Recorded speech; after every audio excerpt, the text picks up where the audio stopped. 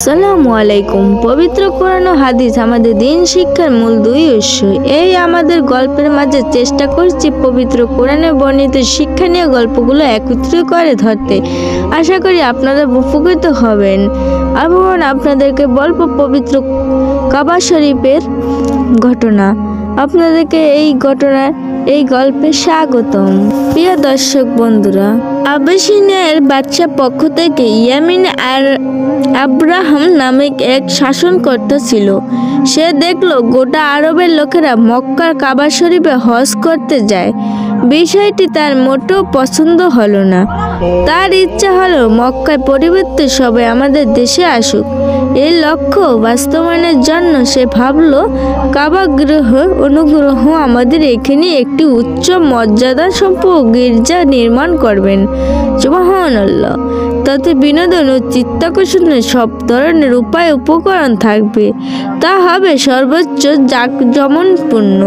তাহলে মানুষ মক্কায় সাদা সিঁড়ি এই কাবা বর্জন করতে মূল্যবান পাথরে সজ্জিত এই কাবার দিকে ছুটে আসবে। এতে মক্কার হজ পর্ব বন্ধ হয়ে যাবে। এ উদ্দেশ্যে ইয়ামিনের রাজধানী আসানা একটি কৃত্রিম কাবায় বিভক্ত হয়ে করে, যেখানে সে মন খুলে টাকা পয়সা ব্যয় করে, কিন্তু এতে কিছু পরে মানুষ সে দিকে আকৃষ্ট হয়নি। প্রিয় দর্শক বন্ধুরা, আরবরা বিশেষ করে কুরাইশে গোত্রের লোকেরা যখন আব্রাহার এর কীর্তি কাবা সম্পর্কে জানতে পারলো, চরম উত্তেজিত হয়ে উঠলো। একজনে ঘৃণা ভরে উক্ত কাবায় গিয়ে মলত্যাগ করে। কারো কারো মতো আরবের একজন লোক আগুন জ্বালিয়েছিল। এক সময় ওই আগুনে একটি গুফলিঙ্গ বাতাসের সঙ্গে উড়ে গিয়ে পড়ল ওই ভবনে। আব্রাহা এতে যুদ্ধ হয়ে কাবা শরীফের গুলির সঙ্গে করার শপথ করে। শপথ অনুযায়ী বিপুল সংখ্যক হাতি সংবলিত সৈন্যদল নিয়ে বাস্তবিক তারা কাবা শরীফের ধ্বংস করার উদ্দেশ্যে বের হয়।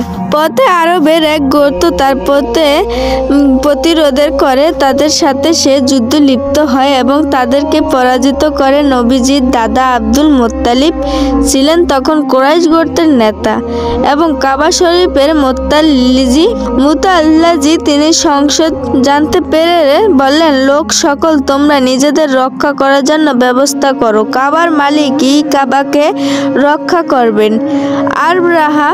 আব্রাহা পথ পরিষ্কার দেখেন বিশ্বাস করে নিল যে এখন আর কোনো কাবা ধ্বংস করার কঠিন কাজ নয়, কারণ সেদিকে থেকে মোকাবেলা করার কেউ নেই। আব্রাহা যখন মক্কার নিকটবর্তী মহাস্কার উপত্যক নিকট পৌঁছালো, তখন সমুদ্রের দিকে থেকে হলুদ আর সবুজ রঙের ক্ষুদ্র ক্ষুদ্র পাখি ঝাঁক আসতে দেখলো। প্রতিটি পাখির ঠোঁটে পাঞ্জায় ক্ষুদ্র ক্ষুদ্র কঙ্কর ছিল। ওই পশুগুলো সৈন্যদের ওপর একটি কঙ্করের বৃষ্টি বহন করতে লাগলো। আল্লাহর কঙ্কর জাতীয় সেই পাথরগুলো বন্দুকের গুলিতে চেয়েও বেশি কাজ করলো। যারই গায়ে লাগতো এদিক থেকে ওদিকে প্রবেশ করার উপর দিক থেকে বের হতো শরীরে এক আশ্চর্য ধরনের বিষাক্ত উপাদান করতে রেখে যেত। তাতে অনেক সৈন্য ঘটনাস্থলেই প্রাণ হারায়, আর যারা পালানো করে তারা মহা কষ্ট ভোগ করে মৃত্যুর মুখে পতিত হয়। এই ঘটনায় বিশেষ গায়েবী ইঙ্গিত হলো আল্লাহ তাআলা যেমন অলৌকিকভাবে তার ঘরের হেফাজত করেছেন, সে ঘরের সবচেয়ে পবিত্র মুতাল্লাজির এবং সবচেয়ে বড় পয়গম্বর হেফাজতও তিনি ঠিক করে সেভাবেই করেন। তাছাড়া তিনি খ্রিস্টান বা অন্য কোনো ধর্মনায়কদেরকে কাবা ও কাবার সত্য সেবকভাবে মূল্য পাঠক করার কখনো সুযোগ দেবেন না। পবিত্র কোরআন শরীফ। একবার নবীজি সাল্লাল্লাহু আলাইহি সাল্লাম কঠিন অসুখে পড়লেন। এক রাতে স্বপ্ন দেখলেন দুজন ফেরেশতা এসেছেন। একজন বসেছেন তার শিয়রে আর একজন বসেছেন পায়ের কাছে। দুজনের মধ্যে কথোপকথন শুরু হলো, এবার কি হয়েছে, ইনি অসুস্থ, কি অসুখ, জাদুগ্রস্ত জানতো কে জাদু করেছেন। ইহুদি লাবিদ ইবনে আসাম কিভাবে চামড়ার ফিতার জাদুমন্ত্র করে পাথর চাপা দিয়ে রেখে দেওয়া হয়েছে, অমুকে কূপে যাওয়া সেটিকে বের করে আগুন দিয়ে জ্বালিয়ে দাও। নবীজি সাল্লাল্লাহু আলাইহি সাল্লাম ঘুম ভেঙে গেল। সকালবেলা নবীজি সাল্লাল্লাহু আলাইহি সাল্লাম পাথর চাপা দিয়ে রাখা জাদুকর ফিতাটি উদ্ধার করে আনতে বললেন। দেখা গেল ফিতাটির মধ্যে একটি সুতা পেঁচানো রয়েছে। সুতাটি রয়েছে 11টি গিট আর ঘটনার প্রেক্ষিতে সূরা ফালাক এবং নাস অবতীর্ণ হয়েছে। সূরা দায় আয়াত সংখ্যা 11। নবীজি সাল্লাল্লাহু আলাইহি সাল্লাম একটি করে আয়াত পড়তে লাগলেন। সঙ্গে সঙ্গে খুলে যেতে লাগলো একটি করে গিট। সূরা দুটি শেষ করে সঙ্গে সঙ্গে মস্ত গিট খুলে গেল। ওদিকে নবীজি সাল্লাল্লাহু আলাইহি সাল্লাম অসুস্থ হয়ে উঠলেন। হযরত ঈসা আলাইহিস সালাম কর্তৃক একান্তীয় শহরে দাওয়াতের জন্য হযরত দুই ব্যক্তি প্রেরণ হাবিব নাজ্জারের ঘটনা ওয়াহাব ইবনে মুনাব্বি রাদিয়াল্লাহু তাআলা বর্ণনা করেন, হযরত ঈসা আলাইহিস সালাম দুই ব্যক্তিকে একান্তিত শহরে সত্য দাওয়াত দিতে প্রেরণ করেন। এই জনপদে রাজার নাম ছিল আনতাফাস।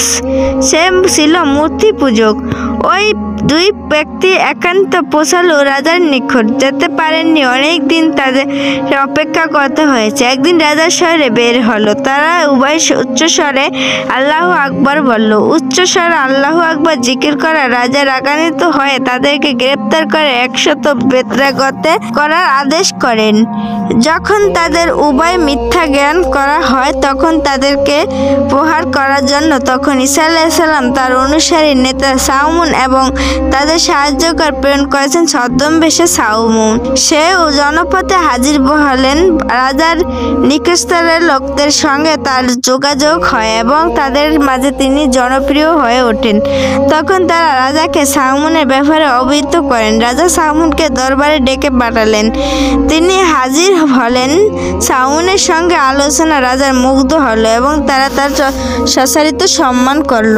কিছুদিন পর সাউমুন রাজাকে বললেন, আমি জানতে পেরেছি এই দুই ব্যক্তি আপনি কারাবন্দী করে রেখেছেন। তারা যখন আমাদের ধর্মের বিরুদ্ধে কথা বলছে তখন আপনি তাদেরকে প্রহার করেছেন এবং বন্দী করেছেন। আপনি তাদের সঙ্গে কোনো কথা বলছিলেন। বাদশাহ বলল, আমি এত বেশি রাগান্বিত হয়েছিলাম যে তাদের সঙ্গে কোনো কথা বলতে পারিনি। তখন সাউমুন বলল, রাজা যদি সমীচীন মনে করেন তবে তাদেরকে তলব করে জিজ্ঞাসা করতে পারেন। সাউমুনের পরামর্শ রাজা ওই দুজন বাণীর বাহককে তলব তোমাদেরকে এখানে কে পাঠিয়েছেন? তারা জবাব দিলেন, আল্লাহ তাআলা যিনি সমস্ত সৃষ্টি করেছেন তখন কোনো তার কোনো শরীক নেই। সাউমুন তাদেরকে বললেন, আল্লাহ তাআলা গুণাবলী সংক্ষেপে বর্ণনা করো। তারা বলল, তিনি যা ইচ্ছা তা করেন, তার মনে যেমন মার্জি হয় তেমনি আদেশ দেন। সাউমুন বললেন, তোমাদের নিকট কোনো নিদর্শন রয়েছে? তারা বলল, যে কোনো নিদর্শন ইচ্ছা তলব করতে পারেন। একথা শ্রবণ করার মাত্র রাজা এমন ছেলেকে ডেকে আনলো যার চক্ষুর কোনো নমুনা ছিল না। কপাল যেমন সমান, চক্ষুর স্থান তেমন সমান। তখন ওই দুই ব্যক্তি আল্লাহর দরবারে দোয়া করতে লাগলেন। অবশেষে ছেলেটির চক্ষুর স্থান ফেটে গেল এবং একটু পরে সে চক্ষু সম্মান মানুষ হয়ে গেল। রাজা অত্যন্ত আনন্দিত এবং আশ্চর্যিত হলো। তখন সাউমুন রাজাকে বলেছেন, যদি আপনি আপনার উপাস্যকে এরূপ করতে বলেন আর উপাস্য যদি এরূপ করতে পারে তবে আপনার প্রদান বিস্তারিত হবে। রাজা বলল, তোমাদের কাছে তো কোনো কিছু গোপন নেই। আমরা যে মূর্তি পূজা করি তারা কোনো কিছু শোনে না, কোনো কিছু দেখো না, কোনো প্রকার ক্ষতি কিংবা উপকার করতে কিছুই করতে পারে না। রাজা যখন মূর্তি পূজা করতে এবং আল্লাহ তাআলার দরবারে কাকুতি মিনতি করতে থাকতো তো লোকেরা মনে করত সাউমুন তাদের ধর্মের রয়েছে। এরপর রাজা ওই দুজন বাণী বাহককে বলল, তোমাদের খোদা যদি মিত্রকে জীবিত করতে পারে তবে আমি তাকে মানব। তারা বললেন, তিনি সব সময় সর্বময় ক্ষমতার অধিকারী। তখন রাজা একটি শিশুকে লাশ হাজির করলো যার মৃত্যু হয়েছিল 1 সপ্তাহ পূর্বে। এই কারণে মৃত্যুর লাশটি বিভূত হয়ে গিয়েছিল এবং অবস্থায় তারা আল্লাহ তাআলার দরবারে প্রকাশ্য দোয়া করলেন এবং আর সাউমুন চুপি সেরে দেখা দোয়া করতে থাকলেন। কিছুক্ষণ পর মৃত্যু শিশুটি জীবিত হয়ে বসে পড়ল এবং বলল, মুশরিক অবস্থায় আমাদের 7টি মৃত্যু হয়েছিল। 7 দিন পূর্বে আমাকে অগ্নির 7টি ময়দানে নিয়ে যাওয়া হয়। আমি তোমাদেরকে শিরক পরিত্যাগ করার কথা বলছি। তোমরা এক আল্লাহর প্রতি ঈমান আনো। এরপর যে বলছে, আসমানের দরজা খোলা হয় আর আমি একজন অতি সুন্দর যুবককে দেখছি যে এই 3 জনের সুপারিশ করছি। রাজা জিজ্ঞাসা করলো, তোমরা 3 জন কে? সে বলল, সামুন আমার 2 জনের। রাজা অত্যন্ত বিস্মিত হলো। সামুন যখন দেখলো যে ঘটনা রাজার মনে বিশেষ প্রতিক্রিয়া সৃষ্টি করেছে, তখন তিনি রাজাকে বলল, আপনি এই 2 ব্যক্তি বলুন, তারা যেন আপনার মৃত্যু কন্যাকে জীবিত করে দেয়। রাজা তাই করলো বলল, আল্লাহর কাছে দোয়া করলো। কিছুক্ষণ পরে আল্লাহ তাআলা রাজার মৃত্যু কন্যাকে জীবিত করে দিলেন। কবর ফেটে গেল। মেয়েটি বের হয়ে এলো এবং বলল, আপনারা নিশ্চিতভাবে জেনে রাখুন, এই 2 ব্যক্তি সত্যবাদী, তবে আশঙ্কা আপনার তাদের কথা মানবেন না। এরপর সে তাদেরকে অনুরোধ করলো যে আপনার ফেরত পাঠিয়ে দিন। তখন তারা তাকে কবরে পাঠিয়ে দিল। ইবনে ইসহাক কাবা এবং ওয়াহাস রাদিয়াল্লাহু তাআলা বর্ণনা করেন, রাজা শেষ পর্যন্ত ঈমান আনেননি আর তারা জাতীয় ঈমান আনেননি। এরপর রাজা উভয় রাসূলকে হত্যা করার ইচ্ছা করলো। এ খবর পেয়ে বৃদ্ধ হাবিব দ্রুত বেগে এসে রাজা এবং তার পরিষদের উপদেশ দিয়েছে। এই হাবিব নাজ্জার তিনি ছিলেন অত্যন্ত বেকার ব্যক্তি। শহরে এক প্রাপ্ত নির্জন থেকে আল্লাহ তাআলার বান্দেগী মশগুল থাকতেন। রাসূলগণের সঙ্গে কাফেরদের দুর্ব্যবহার দেখে তিনি নীরব থাকতে পারলেন না। তাই তাদের সাহায্য ছুটে আসেন এবং তাদের অনুসরণের জন্য তারা সম্প্রদায়ের প্রতি আহ্বান জানানো এবং তিনি তাদের বললেন, তোমরা অনুসরণ করো এবং লোকেদের যারা তোমাদের নিকট কোনো প্রতিদান চায় না এবং যারা হেদায়েত প্রাপ্ত যায় সেটি প্রত্যেক দিকে দিশাহারি। কোনো বর্ণনায় আছে, হাবিব নাজ্জার যখন লোকদেরকে রাসূলগণের অনুসরণ আহ্বান জানায়, তখন লোকেরা তাকে ফাকরা করে বাদশাকে নিকট নিয়ে যায়।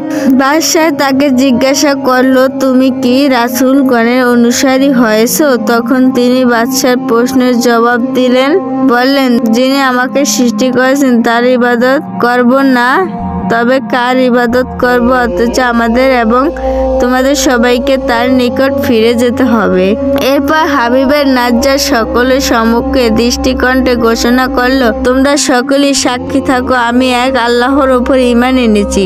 হযরত আব্দুল্লাহ ইবনে আব্বাস রাদিয়াল্লাহু তাআলা বলেন, হাবিবের নাজ্জার এক কথাটুকু বলতে পেরেছিলেন, এরই মধ্যে দুরন্ত কাফেররা তাকে প্রহার করে শুরু করে দেয় এবং এক পর্যায়ে তাকে ধারাশায়ী করে পদোন্নতি করে। হযরত ইবনে মাসউদ রাদিয়াল্লাহু তাআলাকে বলেন, এত নৃশংসভাবে হত্যা করা হয় যে তার নারী বুড়ি পর্যন্ত বের হয়ে গিয়েছিল।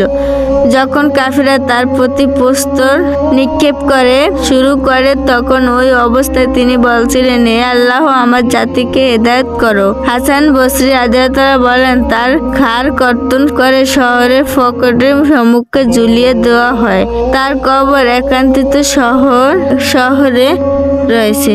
তার শাহাদাতের সঙ্গে সঙ্গে আল্লাহ তাআলার পক্ষ থেকে তাকে জান্নাতের সুসংবাদ জানানো হয়। তাকে বলা হলো, তুমি একটা জান্নাতে প্রবেশ করো। সুবহানাল্লাহ! কত আশ্চর্য বিষয়! হাজারো অত্যাচারের পরও তার সম্প্রদায় হিতাকাঙ্গ, তার হৃদয়ের কত বুদ্ধিমল ছিল।